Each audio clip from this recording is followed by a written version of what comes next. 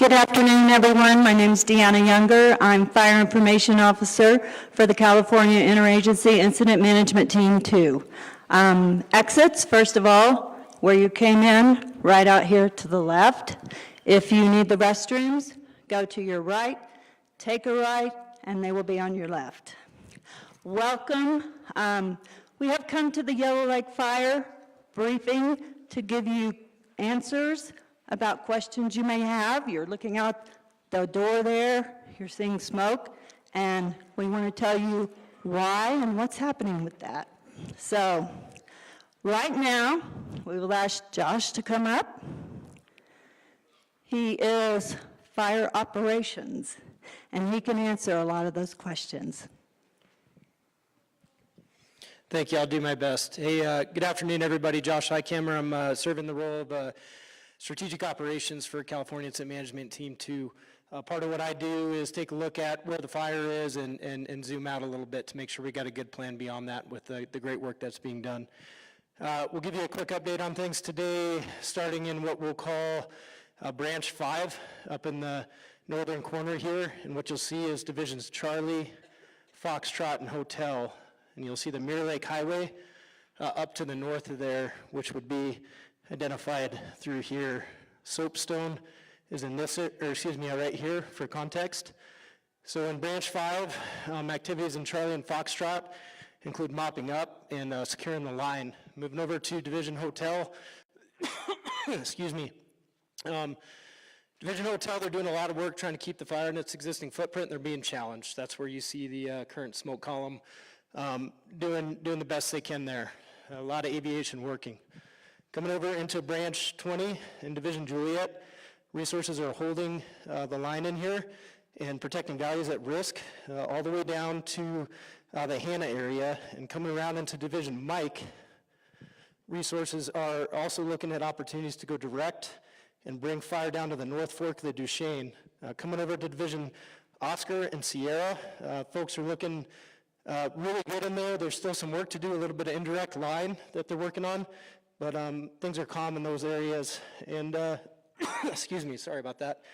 Yeah, I think that's a general operational update for us for today, and I will be available after this meeting if there's any questions at the operations map for you all. Thanks. Josh, I heard someone say you must have been out there in the smoke, and believe me, he has, folks.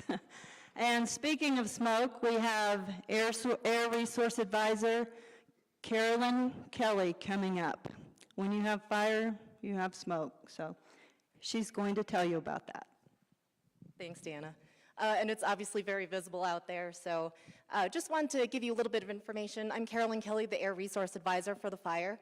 Part of that is a lot of looking at the monitors, keeping track of what's going on with the fire, what's going on with the smoke, and getting messaging out there for the public so that you guys know what's been happening and what to expect.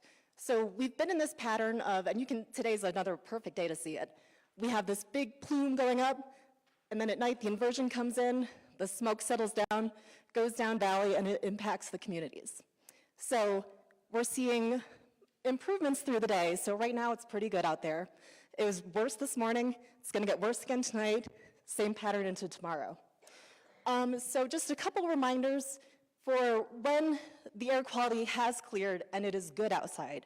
That's a great opportunity to get your errands done, walk your dog, go outside, open up your windows, get in clean air to your homes so that you can enjoy that clean air while you have it.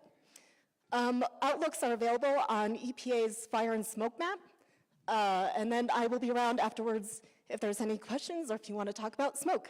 All right, thanks. Thanks, Carolyn.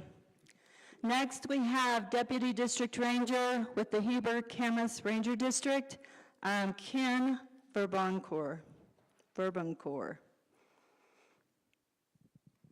Thanks, Deanna.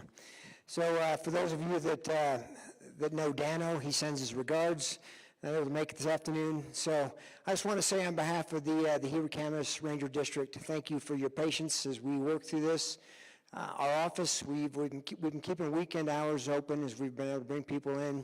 If at any time you have questions later or after this briefing, please feel free to stop in just down here on Center Street and ask us any questions. The community's been amazingly helpful. People are trying to bring in water and all sorts of things. And while we appreciate that immensely, that's not necessary. So thank you for that. Like I said, I just want to thank you for all the support that you've given us, and we're here to answer questions at any time that we can. Thank you. Next, we have James Healy. He is a liaison with the California Interagency Incident Management Team 2, and he's got some information on how you can get into properties you need to if you're evacuated right now. Well, hello. So I have this handy-dandy QR code that you can use your smartphone to take a picture of, and it'll take you to a link that gives you a few questions to see what you have, what values you have within the fire area you need access to. And we go through a process of looking at those things, seeing where you're at, and we're trying to make that as efficient as possible. So we have up to about 70 of these already. It may take, we hope it takes 24 hours. It could take longer than that. But if you don't have a smartphone, you can meet with me after. I'll help you go through it on my smartphone, or have a friend of yours take a picture of it. And anyway, any of those questions for afterward, I'll be available right back there. Next, David Whittekind of the UWC. I'm sure probably a lot of you know him. If not, you've seen him around a lot this past week. I'm sure more of you know Dano than you do me. I'm the forest supervisor of the Uinta-Wasatch Cache National Forest, and thank you for your interest in what we're doing and fighting this fire. The California team that is here is doing an outstanding job putting resources out there. I believe we're at about 800 personnel now working on this fire with a lot of high-tech resources, a lot of aviation, a lot of highly trained fire crews. We've got dozers. We have a lot of folks working on this. We're bringing in equipment to do some work in the forest, essentially timber type work. So a lot of effort is being put into this. Honestly, this was something we've been worried about for years. I've been on the Uinta-Wasatch Cache for 12 years now. And most of that time, we've been doing fuels reduction work, at least in the Upper Provo. We've had a number of timber sales in this area, and we've had a very successful timber program as well. And this is the thing that we worry about. I think we're in a good place along the Mirror Lake Highway, a lot of the Upper Provo, some of the stuff that is north of Mirror Lake, because we've done a lot of fuels treatments in there. We've put tens of millions of dollars of work into this area, and we will continue to do that. It's not going to end with this. But this is what we've known could happen someday. It's odd that it's happening in October, but that's kind of the world we're in. But the folks who are out there, the firefighters, all the resources, they are giving it everything they have, and they are doing great work. They are doing absolutely fantastic work.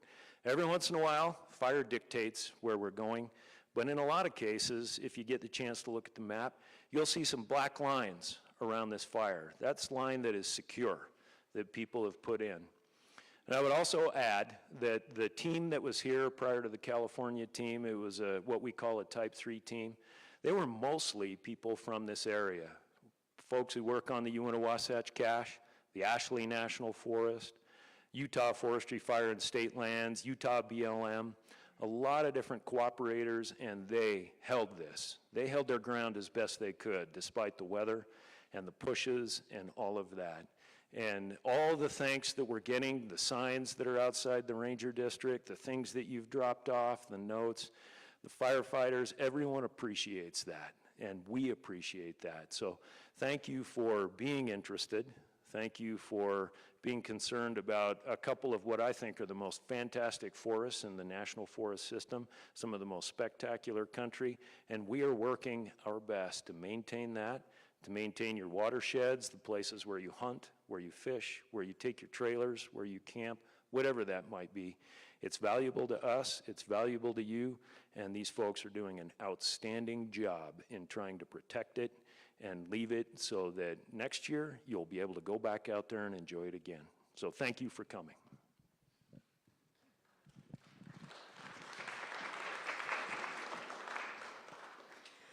And next we have Curtis Coots. He is the incident commander for the team. And after him, we will open up for some questions from the floor. Hey, good afternoon, everybody. Yeah, I'm Curtis Coots. I'm the California Interagency Incident Management Team, IC. So as Dave mentioned, you know, we're sitting at 29,730 acres with 23% contained. And that containment really is our anchor point over there on the west side as we try to wrap around and go northeast and come around the corner. Like we're talking about, we understand the values at risk and the values to be protected, such as Soapstone, Hannah, the Boys Camp, I mean, the North Fork, the West Fork, all of that. And, you know, with 800 plus resources right there, it's not like we can join hands around the entire fire and put the fire out. So we've got to be very strategic with these values at risk and where we're putting firefighters. And of course, keeping in consideration responder safety and exposure. So that's a big attribute that we're looking at. We've got some real hinge points, as Josh mentioned, operations up on that north end, of course, and of course down at the south end at the confluence of the West Fork and the North Fork of the Deschênes River. And so those are some big priorities that we want to make sure with the communities at risk that we're focusing on. And especially with the upcoming weather that could be coming in later on this week, with the way the winds may blow and what we've got to be prepared for. So we'll see how that goes. But with that, I'll be around for questions after as well, so feel free to reach out. Thank you. Thank you, Curtis. As he said, all of the speakers will be around afterwards. We do have maps out on the tables, out in the lobby, and